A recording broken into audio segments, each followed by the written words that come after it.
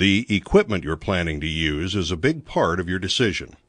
Timely maintenance and frequent inspections of your system are a must for effectiveness and safety. Open the inspection port of your irrigation pipeline check valve assembly. Check to be sure that the valve is seating properly and there is no leakage past it. At the same time, check the low-pressure drain to be certain it opens and closes properly. You'll also want to inspect the chemical injection line check valve to be sure it's functioning properly.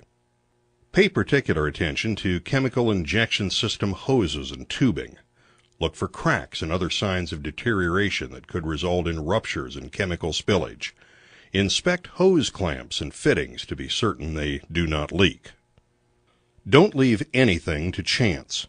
Make sure the irrigation system, the chemical injection system, and safety equipment are all working properly before you begin chemigating.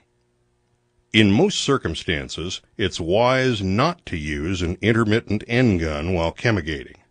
Malfunctioning end gun shutoff switches may result in undesired chemical application to a non-target site, such as a public road or highway, or adjoining cropland. End guns can treat between 5 and 15 acres, so the system will irrigate a greater area while the end gun is on than when it is off.